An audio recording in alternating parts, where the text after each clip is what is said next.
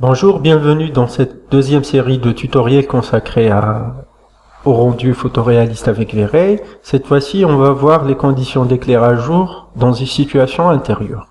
L'objectif de ce premier tutoriel, c'est d'arriver à une balance des lumières de cette qualité. Et avant d'entamer le tutoriel, on va un peu parler de cette étape qui est cruciale pour le reste du flux de travail photoréaliste. Si on réussit pas cette étape, c'est pas la peine de continuer. Il faut toujours répéter cette étape et vérifier ce qu'on appelle un chiaroscuro. Qu'est-ce qu'un chiaroscuro? Un chiaroscuro, c'est une technique de peinture élaborée à la Renaissance italienne et qui consiste en quoi? Elle consiste en un effet de dégradé de lumière sur des surfaces courbes et un effet détaché lorsqu'il s'agit d'arêtes. Bon, ça peut vous surprendre qu'on parle de peinture dans un tuto de rendu photoréaliste, mais là réside la clé et le secret du rendu photoréaliste. Ce n'est pas une question de réglage ou bien d'un flux de travail particulier ou bien de matériaux particuliers, c'est une question de traitement de lumière. Si le traitement de lumière répond à cette technique, le reste sera évident et facile, mais s'il ne répond pas à cette technique, ça sera un rendu biaisé et par conséquent non réaliste. Est-ce qu'on peut voir cette technique maintenant sur un objet architectural ou bien sur un espace architectural? Bien sûr. On va réduire les deux aspects du chiaroscuro sur deux primitives. Une courbe. La courbe, elle peut se manifester dans plusieurs éléments architecturaux, par exemple un cylindre ou bien une voûte, et elle peut se caractériser aussi en détaché dans tout ce qui est mur, élévation. Qu'est-ce que vous remarquez? Si on zoome bien, le comportement photoréaliste de la lumière sur une surface courbe, c'est un dégradé. La valeur du pixel à cette arête est beaucoup plus brillante qu'à cette arête. Et l'évolution entre ce point et ce point, elle est en dégradé. Par contre, quand il s'agit d'une arête, il y a un contraste détaché. Il y a une ligne claire qui définit un sens à ma lumière, ça sera le rayon, et un sens pour mes ombres portées et mes ombres projetées. Ceci est déterminant pour le reste du flux de travail. Maintenant, comment checker ça sur un rendu maquette blanche? On a dit dans le précédent tutoriel Éclairage Studio qu'on utilise un gris moyen pour évaluer la qualité de la lumière et l'effet chiaroscuro. Sur les points rouges, vous pouvez remarquer qu'il y a des détachés. Et sur les surfaces courbes, on a notre dégradé. Cette technique, c'est elle qui fait l'effet de tridimensionnalité dans votre image. Parce que rappelez-vous qu'un rendu, c'est pas une image 3D. Un rendu, c'est une image 2D fixe. Voilà la première dimension, voilà la deuxième dimension. Et la dimension de profondeur, c'est un effet de lumière. Bon, passons à notre tutoriel. Vous allez dans le dossier intérieur éclairage jour. Première étape, balance des lumières. L'objectif de l'exercice sera d'arriver à cette image. La précédente technique dont je vous parlais, le chiaroscuro, là, elle est vérifiée. Vous pouvez constater sur les courbes et sur les arêtes. En plus de ça, qu'est-ce qu'on a vu dans le précédent tutoriel? On a vu la question du contraste chromatique. Vous pouvez remarquer que la qualité de la lumière ou bien la température de la lumière du côté gauche est différente de celle du côté droit. Et ça donne une lecture de gauche à droite et de droite à gauche et crée un effet de profondeur, poussé encore plus réaliste. Et c'est dû à quoi? C'est dû à nos sources lumineuses. Dans des conditions d'éclairage jour, la source lumineuse qui peut émettre une lumière chaude, de température chaude, un peu plus de 6500 Kelvin, c'est le soleil. Et la lumière bleutée, c'est la lumière ambiante du ciel. C'est un second rebond de lumière parce que le ciel, lui aussi, émet de la lumière et peut éclairer nos objets, mais pas de façon intense, mais de façon ambiante. On va commencer notre exercice. On ouvre le fichier cuisine, balance des lumières début. On va sur 3ds Max et on va tomber sur cette scène dont la modélisation a été déjà faite. Qu'est-ce que je fais? Tout d'abord, je vais poser ma caméra. J'agrandis la vue en plan. G pour faire disparaître la grille. Créer, caméra, physical. On travaille avec une caméra physique. Je prends mon point de vue et j'oriente ma cible. Je sélectionne ma caméra ainsi que ma cible.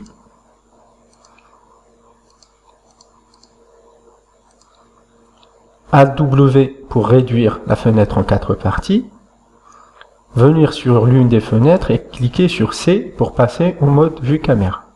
Là, la caméra, elle est à ras avec notre sol. On va essayer de l'élever. On sélectionne la cible de notre caméra plus notre caméra et on clique sur F pour passer en vue frontale. On va élever notre caméra et on va voir sur le côté droit que notre point de vue commence à se définir. Bon. Je vais dans la vue caméra, AW pour agrandir ma fenêtre. Je peux ici sélectionner aussi de cette façon ma caméra, modifier, et je commence à la paramétrer. Je peux choisir une longueur focale un peu moins importante pour créer mon cadrage. Shift F pour voir qu'est-ce que voit ma caméra en zone safe. C'est un cadre qui est déterminé par le paramètre de cadrage. Là, on est dans des paramètres où la longueur est égale à la largeur. J'ai un carré. Je peux augmenter. Voilà. Je veux qu'une partie de ma porte apparaisse. Je réduis. C'est des réglages fins.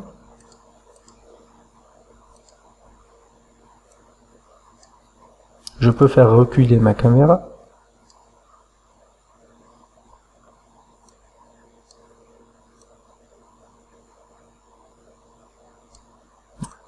Par exemple, là, je vais mettre en 26. Alors, je vais 30. Et là, voilà, 26, bien 25. Je recule un peu. Je vais avoir une partie de ma porte. C'est bon.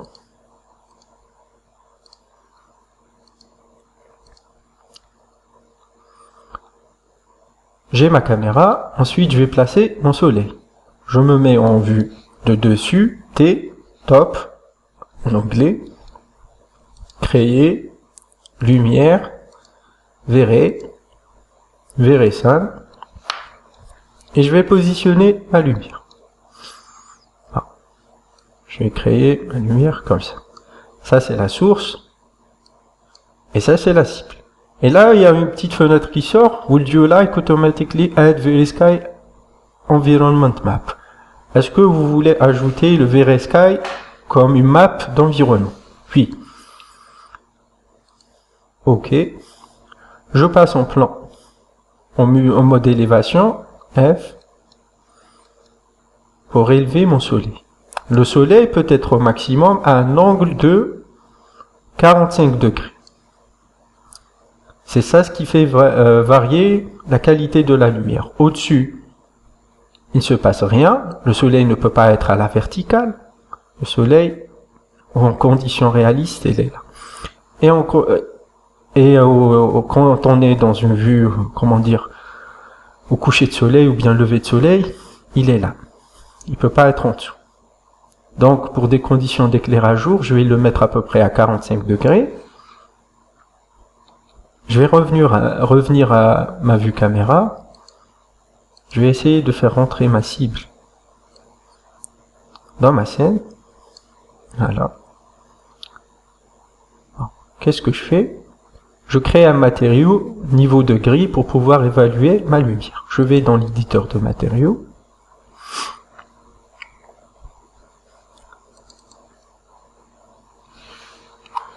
je crée un nouveau matériau, matériau, verrez NTL, je le renomme, gris moyen, et je vais dans Render Setup, je charge mes presets test, je choisis seulement les presets verrez, load. Ensuite, j'applique mon gris moyen à toute la scène. Pour cela, je vais dans verrez, Global Switches, Expert. Je coche Override Material et je fais un glisser sur la case None. Là, je suis en train de répéter l'opération. C'est pour ça qu'il y avait ce matériau. Bon, le gris moyen, je vais l'appliquer à toute la scène, sauf aux objets qui sont censés me faire entrer de la lumière. Pour exclure ces objets du matériau gris moyen et leur accorder un matériau vert qui puisse laisser passer la lumière, je les sélectionne, je vais dans modifier, je copie leur identifiant et je reviens à Override pour les exclure. Je le colle, je cherche le matériau et je le fais glisser. Là, c'est la liste des exclusions. Si je l'ai exclu, il faut que je lui crée un matériau vert. Dans l'éditeur de matériaux, je crée un nouveau matériau, matériau verrez NTL, renommé vert. Dans le précédent tutoriel, on a vu comment créer le vert. On répète l'opération. En termes de diffuse, un vert, sa couleur est noire, il ne diffuse aucune lumière. J'active le checker et je l'active sur la scène. Le vert, qu'est-ce qu'il fait? Il réfléchit beaucoup d'objets autour de lui, donc je vais être tout près des blancs, et il a une caractéristique physique supplémentaire, c'est celle de la réfraction. Ça veut dire que les rayons de lumière vont le traverser. Dans ce cas, sans déformation, parce que la rugosité glossiness de la réfraction est à 1. Ça veut dire qu'il n'y a pas de déformation, c'est pas un vert sablé, c'est un vert transparent. Je réduis cette fenêtre. Mes objets fenêtres sont sélectionnés et je leur attribue le matériau, Acid Material. C'est bon. Là, je peux faire un premier rendu.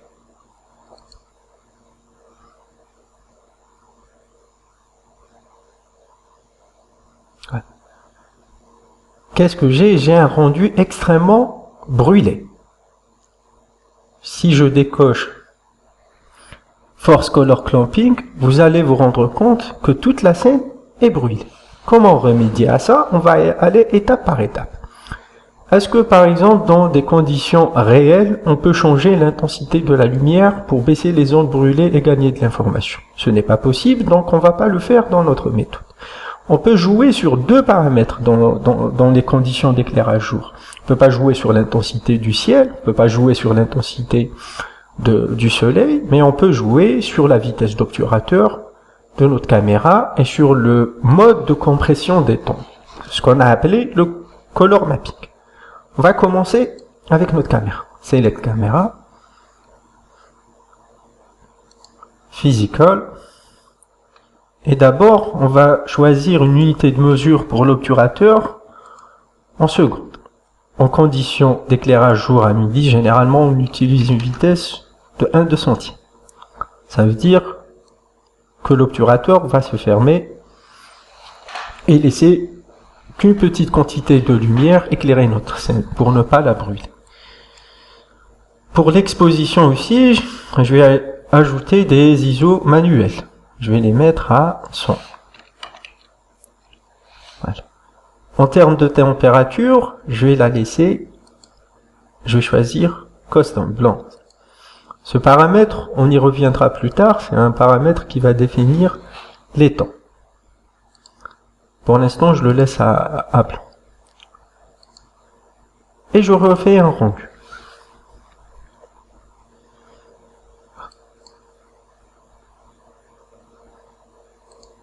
Là, dans ma scène, si je coche et décoche le checker qui vérifie les zones brûlées, il y a le ciel qui est brûlé, ça c'est tout à fait normal. Mais ma scène, intérieurement, manque d'un second banc de lumière. Et ce second bond de lumière, comment le compenser? On va ajouter quelque chose à V-Ray qui va indiquer au soleil que la lumière entre par ces objets-là. Parce que V-Ray ne fait pas la distinction entre un objet qui fait passer de la lumière et un objet qui ne la fait pas passer. Comment faire ça? Je reviens à la vue top, créer, lumière, V-Ray Light, comme on a vu dans l'éclairage studio, play, mais cette fois-ci, on va aller dans options, et on va cocher l'option Sky Portal, et simple. Ça veut dire quoi? Ça veut dire que la lumière l'objet lumière qu'on va utiliser, plane, il va servir uniquement à indiquer au soleil par où passer pour éclairer ma scène. Je vais dans l'élévation pour positionner mon objet V-Ray Light. Là, l'objet V-Ray Light est plus grand que ma fenêtre. Il faut le dimensionner correctement avec les mêmes dimensions que la fenêtre. Je passe en mode de face. Voilà ma fenêtre. Et là, je vais sélectionner. Plutôt, j'annule. Edge face. Je sélectionne la lumière et je vais réduire ses dimensions générales jusqu'à ce qu'elles correspondent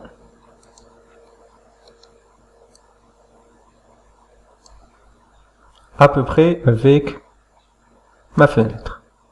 Voilà. Top. Je vais faire la même chose et je vais la faire entrer dans ma scène. Tout juste à fleur avec l'intérieur. Et je vais faire la même chose, copie, pour la porte.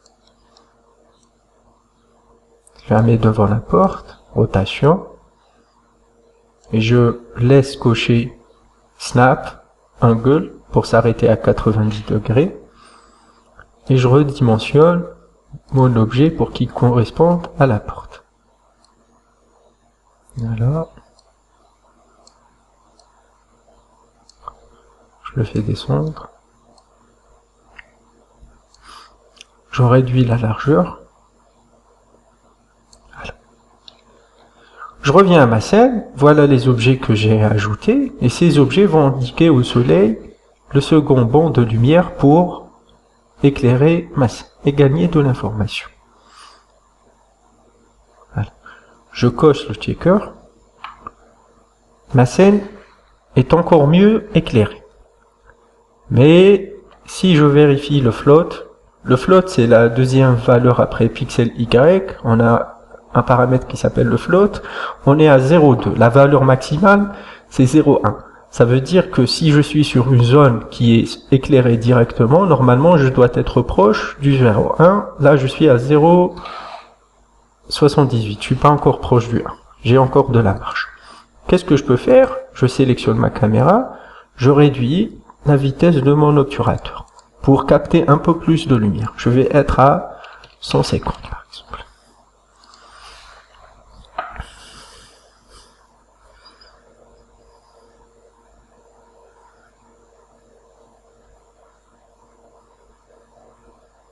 Bon, c'est beaucoup plus intéressant. Qu'est-ce que je peux ajouter? Je peux ajouter une correction du contraste par une courbe. Le 1, c'est les tons brillants. Et le 0, c'est les tons qui sont proches du noir. Là, c'est beaucoup plus intéressant. Mais si je reviens à mon image de départ, d'objectif, j'y suis pas encore. Les tons bleutés sont du côté droit et les tons chauds sont du côté gauche. S'ils sont du côté gauche, ça m'indique quelque chose, ça m'indique que le soleil vient du côté gauche. Et que le ciel, la lumière ambiante, elle est du côté droit. Là, il n'y a pas d'ombre projetée, mais là, par contre, il y a des ombres projetées. Comment faire ça sur V-Ray? D'abord, qu'est-ce que je vais faire? AW pour réduire ma scène. Je vais dans Rendering, Environnement, et je vais décocher la lumière ambiante du ciel. C'est comme la lumière secondaire qu'on a vue dans l'éclairage studio. Je vais travailler seulement avec la lumière directe du soleil. Si la lumière directe du soleil vient du côté gauche, ça veut dire qu'elle est positionnée de ce côté-là. Elle entre par la porte. Je vais essayer de la positionner correctement. CTRL Z, là je viens de sélectionner un objet. La lumière elle entre par là. Le soleil est beaucoup moins élevé que ça. Voilà, et je peux basculer entre les vues pour avoir un réglage précis. Voilà. Et je fais un rendu. Ah, là qu'est-ce qu'on remarque? On remarque que le côté gauche maintenant, il est en lumière chaude. La température de cette lumière, elle est à moins de 6500 Kelvin. Maintenant, si j'éclaire l'autre côté, qu'est-ce que je peux faire en travaillant lumière par lumière? Pour pouvoir constater quel est l'effet du ciel, je décoche le soleil. Chose très importante que je suis en train de répéter, on ne doit jamais jouer sur les paramètres du soleil. On doit les laisser tels quels. Parce que dans la réalité, on ne peut pas modifier le soleil. Donc, pour arriver à un rendu photoréaliste, il ne faut jamais jouer sur ça. Il faut adapter les conditions réelles pour pouvoir capter le meilleur de votre image. Ce que vous pouvez faire, c'est activer et désactiver. À part ce premier paramètre, c'est pas la peine de toucher ces paramètres-là. Bon, j'ai désactivé mon ciel, rendering, environnement, et je coche V-Ray Sky. Pour voir cette V-Ray Sky map, je peux l'importer dans mon éditeur de matériaux et double-cliquer là-dessus. C'est quoi? C'est une map qui va me simuler le comportement de la lumière du ciel. Je fais un rendu. Et voilà l'effet de la lumière ambiante. Ça donne un ton bleuté à votre image. Donc là, si je réactive mon soleil, je vais avoir mon effet de contraste chromatique. Top.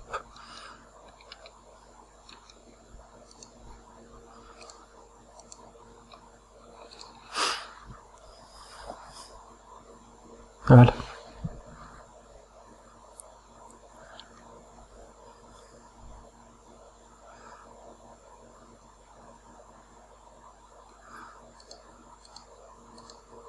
Voilà mon ciel, ma lumière chaude qui vient du côté gauche et ma lumière d'ambiance bleutée qui est la conséquence de l'éclairage indirect du ciel. Bon, arrivé à cette image, je reviens à ce qu'on a vu au départ, on va essayer de la vérifier. Est-ce qu'elle remplit les conditions de balance de lumière optimales pour pouvoir poursuivre le flux de travail pour un rendu photoréaliste? D'abord, je vais vérifier le chiaroscuro.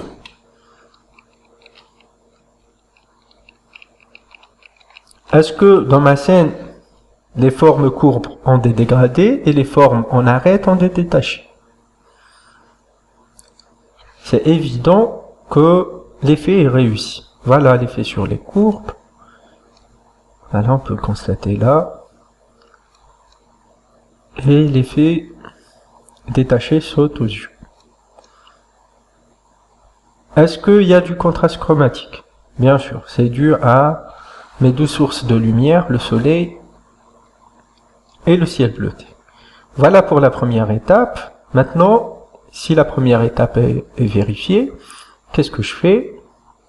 Render Setup, je charge mes presets 5SRW final, Load.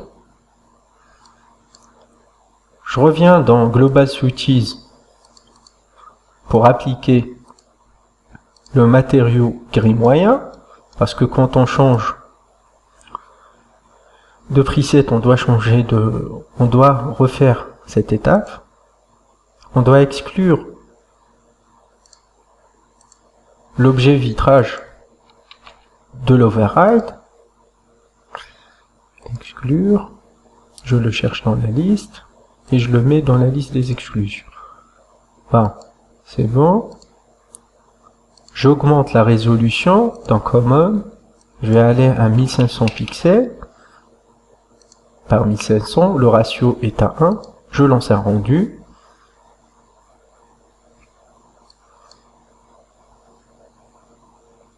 Je décoche le sRGB.